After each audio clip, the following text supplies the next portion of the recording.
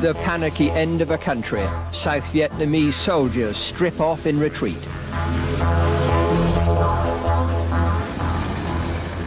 As the hours passed, the men from the jungle flowed into Saigon.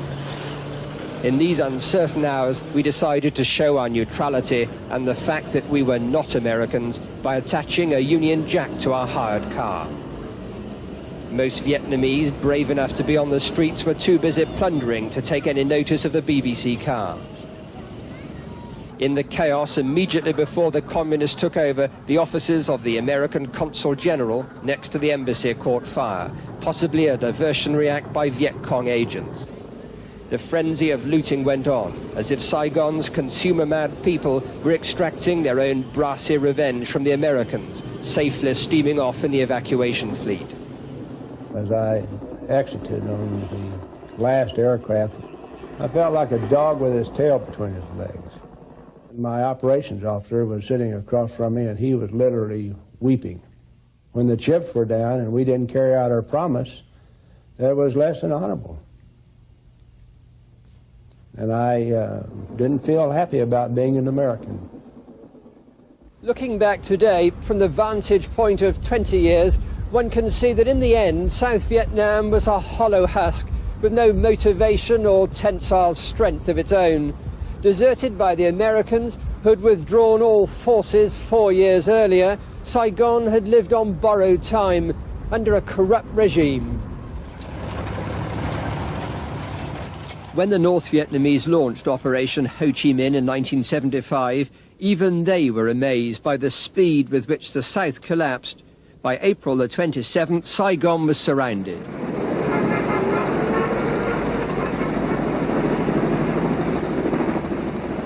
The Americans left their evacuation dangerously late.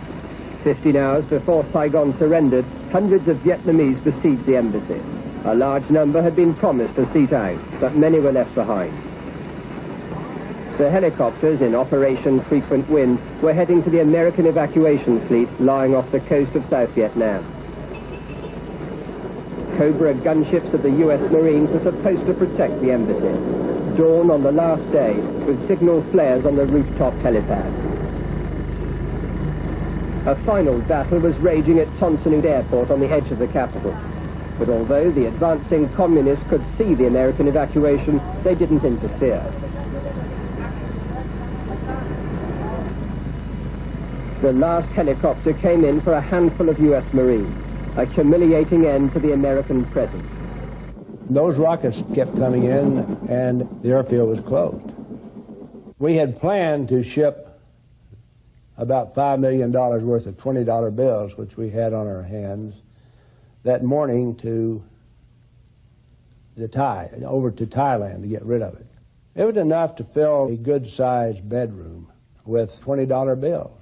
You think I'm going to put money on board these helicopters instead of human beings? No way.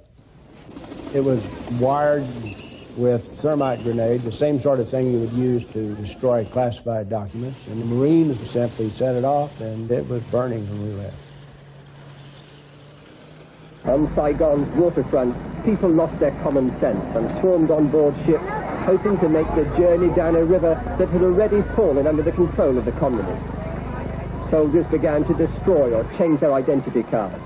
In old Saigon, there was always someone to sell a boat ticket to nowhere or a new identity.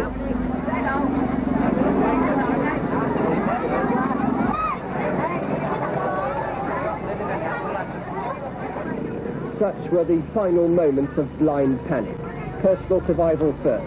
The lack of concern for the weakest and the helpless was never more apparent. Many senior officers and politicians had already left. This naval vessel, trying to run the gauntlet, was later sunk. I think what happened is too quick and too fast, the debacle.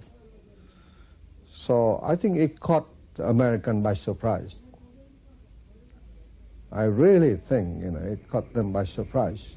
So they didn't have enough time, to organize the evacuation. I still had my own helicopter. a radio gentleman from the aircraft carrier Midway. He guided my helicopter to land at the aircraft carrier. And then I just stood there, you know, crying like a baby. Yeah. The number of Vietnamese who were left behind can go up to the millions.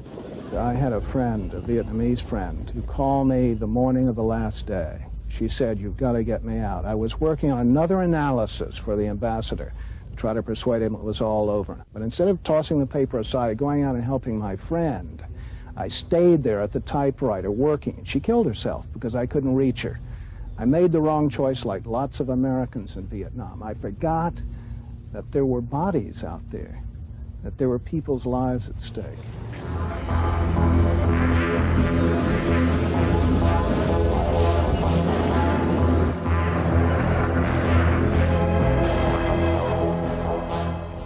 The troops stormed in soon after South Vietnam officially surrendered. The palace guard put up no resistance. The first moments resembled scenes from a revolutionary film. A communist soldier came out carrying the flag of the now defunct South Vietnamese regime. Many soldiers had spent 4 years in the jungle with no letters from home, but they hadn't forgotten the correct revolutionary stance. To them, this was a war of liberation. Inside the palace, General Big Min, the caretaker president, waited for his new masters. This was our car. We started off the morning with the Union Jack. The Union Jack's still intact, but the car isn't. It was taken at gunpoint by a South Vietnamese army colonel, the man in charge of this sector of Saigon, and he was determined to die or to kill the North Vietnamese and communist troops who even now are advancing into Saigon. The car was a write-off because a North Vietnamese, a communist tank, ran right over it. This is all that's left. So our car didn't halt the advance, but the rest of the communist column was blocked by South Vietnamese looters. A new experience for the highly disciplined northern soldiers. Why didn't the North Vietnamese choose to really attack in that final 48 hours? They could see that what they wanted, that is, getting rid of the Americans, was happening. And I think if they had come in and, for example, captured me and my staff, it would have placed them in an embarrassing position. Since the fall of Saigon, symbolic gestures have proved predictable and irresistible. The monstrous military gargoyles that dominated central Saigon through the American phase of the Vietnam War came under the communist hammer. It was entertainment for everyone. The gargoyles proved as hollow and insubstantial as the regime they represented.